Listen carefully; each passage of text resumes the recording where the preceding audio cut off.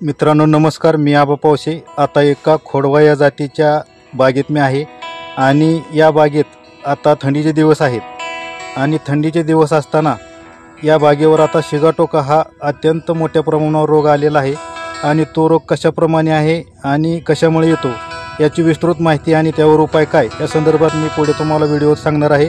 आपण सर्वांनी व्हिडिओ बघावा. चॅनल सबस्क्राईब केलं नसेल तर सबस्क्राईब करावा आणि मराठीत सदस्य म्हणून लिहिलेलं असते त्या ठिकाणी सदस्य या ठिकाणी असं क्लिक करायचं असते, त्यावेळी सदस्य होता आणि सबस्क्राईब या ठिकाणी लिहिलेलं असते त्या ठिकाणी असं सबस्क्राईब केलेलं असते, त्या ठिकाणी सबस्क्राईब केलं की तुम्ही त्या ठिकाणी सदस्य होत असता. तरी मी तुम्हाला का सांगतोय तर बऱ्याच शेतकऱ्यांना व्हिडिओ पाहतात परंतु चॅनल सबस्क्राईब आणि सदस्य कसं व्हायचं ते माहीत नसते, यासाठी तुम्हाला सांगितले. आता मी व्हिडिओत पुढे विस्तृत माहिती देतोय. शेतकरी मित्रांनो, आपण सर्वात प्रथम हे जाणून घ्या की ह्या बागेत पाठीमागे यांनी लागण या शेतकऱ्यांनी आता कटिंग सर्व झाली आणि त्यानंतर हा खोडवा धरलेला आहे. आता तर हे खोडव्याचं पिलू या ठिकाणी धरलं आहे आणि हे पिलू पूर्ण आता शिगाटोकाग्रस्त झालेलं आहे. तर आता शिगाटोकाचं हे बघून घ्या लक्षण कसं असतं, पान कसं आहे. या झाडाचं मी तुम्हाला पानाचं वर्णन या ठिकाणी सांगतोय आणि हे झाड पण बघून घ्या. पूर्ण आधी हे झाड डिप्रेशनमध्ये असल्यासारखं आहे. आता या झाडाची वाढ ही या ठिकाणी थांबलेली आहे आणि हा रोग जवळजवळ सर्व बागेत पसरलेला आहे. प्रत्येक झाडावर याची डिफिशियन्सी जाणवून येत आहे. हा रोग कशामुळे येते तुम्हाला मी आता पुढे सांगतो विस्तृत. शिगाटोका नक्की कशामुळे येतो याची वेगवेगळी कारणं आहेत, परंतु माझ्या पद्धतीने मी आपणाला या ठिकाणी सांगायचा प्रयत्न करतोय. तर एकतर काय असतंय, आता ही जमीन थोडीशी हलकी आहे आणि एकदम हलक्या मुरमाची आहे. तर एकतर याला बुरशीमुळं पण हा रोग येऊ शकतोय. दुसरं कारण असू शकतं अन्नाची डिफिशियन्सी, कारण बरेच दिवस झालं कटिंगच्या टायमिंगमध्ये आपण या ठिकाणी काय होतं की अन्नद्रव्य बागेला देत नाही आणि त्यामुळं पण हा रोग या ठिकाणी येऊ शकतोय. आणि जर हा रोगाने एखादा गाठलं तर पूर्ण प्लॉटमध्ये हा व्हायरसच्या प्रकारात रोग मोडतो आणि पूर्णपणे अशा पद्धतीनं प्रत्येक झाडावर याचा व्हायरस असा पसरलेला आहे. आता हा पूर्ण प्लॉट जाण्याच्याच मार्गावर आहे. या शेतकऱ्याकडून काही चुकाई झालेल्या असू शकतात किंवा करप्यामुळे पण हा रोग पहिला करपा असेल आणि त्या करप्याचं रूपांतर शिगाटोकात सुद्धा होऊ शकतं किंवा वातावरणीय टेम्परेचर खाली आलेलं आहे आणि याची मुळीही बंद पडलेली असू शकते. त्यामुळं या प्लॉटवर अगदी जोरात या ठिकाणी अटॅक या ठिकाणी केलेला आहे. तर मित्रांनो, सगळ्यात महत्त्वाचं तुम्हाला अशा पद्धतीने मी सांगतोय की जर आपल्या कटिंग बाग होत असल्यानंतर आपण खोडवा जातीचं किंवा काही जणांची लागण असेल, आता मी खोडवा प्लॉटमध्ये आहे, मी खोडव्याचंच या ठिकाणी ही झाडं सर्व दाखवतोय.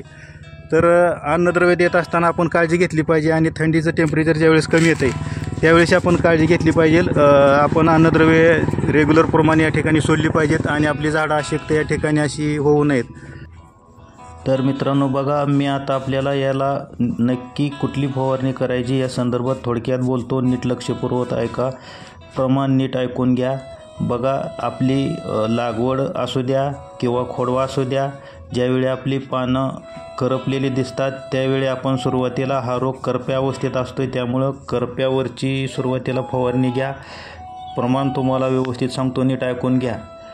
स्कोर अर्धा मिली 1 लिटरचं प्रमाण आहे आणि कवच 1 ग्रॅम 1 लिटर अशा पद्धतीनं तुम्ही याची फवारणी करून घ्या.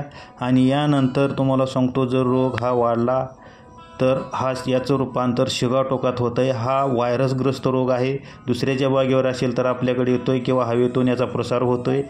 जर रोग वाढला असेल तर पुढील फवारणी सांगतो, ती फवारणीशिवाय तुम्हाला पर्याय नाही. बघा, कार्बनडाझिम 10 ग्रॅम प्रति लिटर आणि प्रोप्रिकोनाझिल 10 मिली 1 लिटर हे प्रमाण नीट समजून घ्या आणि याप्रमाणे आपली फवारणी करून घ्या. फवारणी करत असताना तुम्हाला सांगतोय, ही फवारणी करत असताना अत्यंत काळजी घेणं आवश्यक आहे. ज्यावेळी आपण बुडापासून वर बोंदा असतोय पानापर्यंत तो बोंदा संपूर्ण ओला करून घ्या स्प्रेमार्फत आणि जी करप्याग्रस्त पानं आहेत, करपलेली पानं आहेत, शिगाटोकाग्रस्त पानं आहेत, त्या संपूर्ण पानावर फवारणी करा. आणि शक्य झाल्यास आपल्याला जरी पानं फवारणी केल्यानंतर वरच्या पानावरही फवारा गेला पाहिजे व्यवस्थित. अगदी मोठ्या पाठीवरच्या पंपाने, चांगल्या क्वालिटीच्या पंपाने पूर्ण धुरळा होईपर्यंत याच्यावर फवारणी आपल्या झाडावर करून घ्या आणि याप्रमाणे आपला या शिगाटोका रोगाचा प्रतिबंध 100% होतो आहे. ज्यावेळी आपण या सर्व गोष्टी करत असतोय, केळीबागेचं नियोजन करत असतोय, त्यावेळी आपलं हवामानावर सुद्धा देखरेख पाहिजे. हवामान खाली किती आलं आहे, मुळीचं आपल्या काय प्रमाण आहे, मुळी कशा पद्धतीने चालत आहे, हे पण आपण वारंवार दररोज चेक केलं पाहिजे. नाहीतर अशा पद्धतीनं आपलाही प्लॉट रोगाला या बळी पडू शकतो. सिगाटोका हा रोग अत्यंत भयानक आहे. जर तो प्लॉटला लागला तर पूर्ण प्लॉट नष्ट होऊ शकतो. त्यामुळं आपण या सर्व गोष्टीची काळजी तर घेतलीच पाहिजे. परंतु थंडीच्या दिवसात या रोगाचा प्रसार जास्त होतो आहे आणि त्याहूनही पुढे जाऊन सांगतो, यावर्षी या रोगाचा प्रसार जास्त आहे. लहान बागेवरही येतो आहे, मोठ्या बागेवरही आलेला आहे आणि अशा पद्धतीने हा आता ह्या खोडव्याच्या बागेत तर पूर्ण आलेला आहेच. आणि दररोज लक्ष ठेवून राहा. तर शेतकरी मित्रांनो, मी तुम्हाला अत्यंत विस्तृतपणे या सर्व सिगाटोका रोगाची माहिती या ठिकाणी दिलेली आहे. आता आजच्या व्हिडिओत मी आपल्याला एवढीच माहिती देत आहे. धन्यवाद, नमस्कार.